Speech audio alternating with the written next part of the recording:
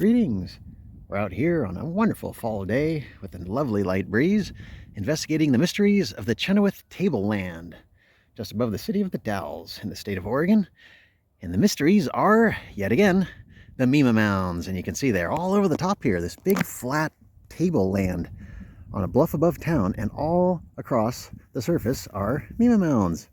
And you can see it from the air, but, you know, the satellite footage, but, or sorry, the satellite imagery, but to actually come down and set foot on a mima mound, like we are actually standing directly on, we're actually on one right now, it's really neat. You're setting foot directly on it, we're touching it, touching the mima mound. It's a real thing, connecting with it, and there's just dozens of them all along this little hummock here. That's one. It's surrounded by what would be sort of seasonal ponds, as you would have on these sort of tablelands. In anytime it's going to rain, there'll be little seasonal ponds, and that's kind of where some of these little islands of greenery are popping up among the grasses. And you can see the darker area there that would be wet normally, and it's quite slippery. I'm noticing there's a lot of sliding and slippery and deep hoof prints from horses, and deep tire tracks from bikes and stuff, and deep footprints and people sliding. So when it gets wet, I think the water doesn't drain too well from here. It tends to, I think, just sort of get saturated in a big mud pit. So I'm counting this to be not a wintertime or early spring or late fall hike or journey of any kind, bike, horseback.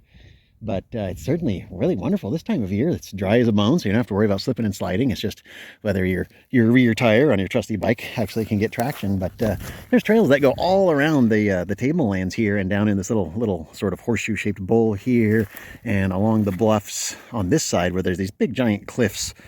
And there's some caves that they call the Eagle Caves. I'm presuming there were eagles nesting there at one point, but not anymore.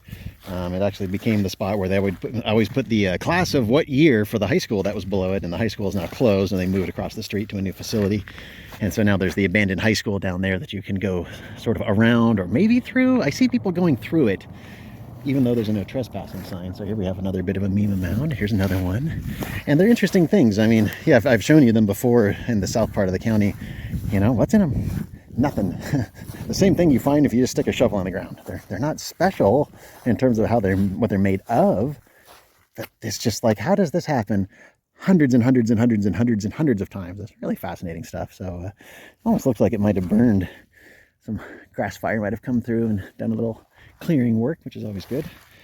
But I just thought I'd check this out after having never ever done so in my entire life.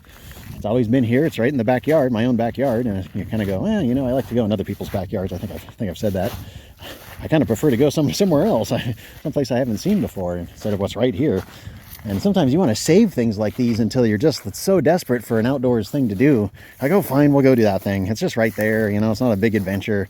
But it can feel like an adventure because you've never done it before. And so, you know, I'd say save those local hikes for that rainy day when you're just like, I can't think of a single place to go. Like, well, let's do the local one. We've never done it. Oh, we'll join the masses. But I mean, unfortunately, this is private property here, but and it is fenced and not properly signed, but there are signs. But the mounds go all the way down this fence line, all the way, sorry for the wind, all the way through, all the way to the edge of the trees here and the edge of the bluff just over there. It's fascinating stuff. There's an old road that goes along here, and you can follow to get you over to the edge there and follow the trails along there. And it takes you through this sort of surprise little pine oak woodland. And I had no idea this was up here. I thought it was just bare land, just grasses and mima mounds. But it's really lovely in here. It's fall, so the leaves are just about to start turning. Actually, fall was yesterday, the official start of fall, so I can't see a single ant anywhere. It's a little too cold. It's starting to get too cold for them. It's down in the 40s last night. So it's beautiful in here, though. It's very quiet. The only thing you can hear of civilization, even though you're less than a mile from it, is just the highway. And it sounds like the waves, as if you were maybe a mile from the ocean. You could just hear the just birds. The sunlight filtering through the trees. Oh, it's beautiful up here. These are the kind of places that I could really get used to hanging out in.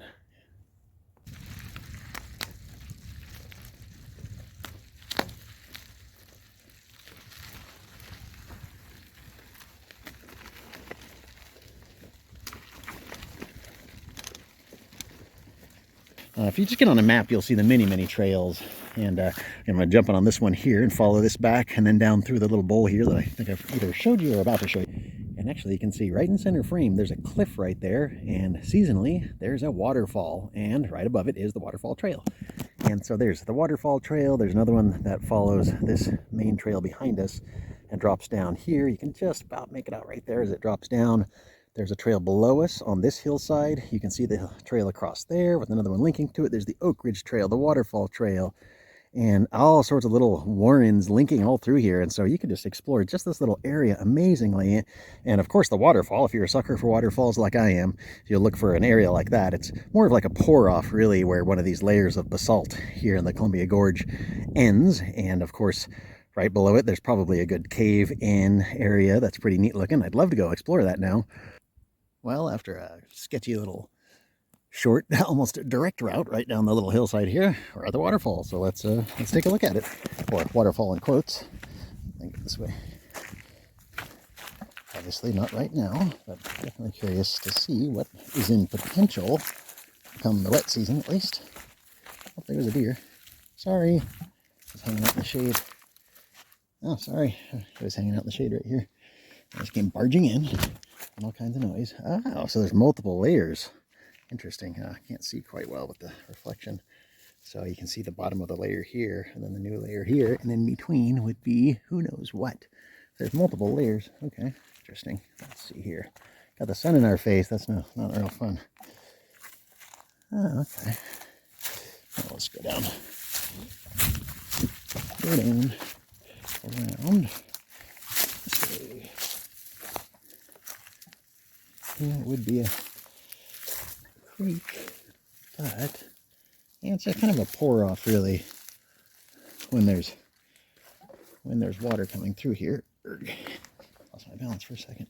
Okay, yeah, now you can see it better. You can see the top layer and then the other layer, and in between is lighter stuff. Interesting, very interesting. And it's sort of a similar thing here. Pale layer and then darker stuff. Oh. Okay. I guess somebody was trying to stay here. I guess you technically could sleep right there, huh? Interesting. This is why you explore these spots. I don't see a whole lot of other trash though. So what's going on here? There's a bag. It's some stuff in it. What's in the bag? Fire stuff. And that looks like somebody fire or something. And does it look like there's been fire? Can't really tell. I wouldn't necessarily want to be in there because you just never know what's about to fall. It may not be large, but it could be enough to cut you, be sharp or something. Interesting.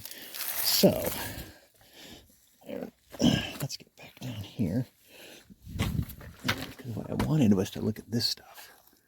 Yeah, that's what I thought. It's very crumbly, very crumbly. So, what I'm guessing then is, what we're looking at is, let me get a slightly better view over here. Let's see here. Oh, all kinds of footprints. All kinds of footprints. And a bolt. Anyway, that needs to be there. Let's go right here. How's that? Yeah, okay. That's what, okay. So, all that short, long story short, volcano, basalt layers, ash volcano, volcanism basalt layers, ash volcano, basalt layer. Is that right? That's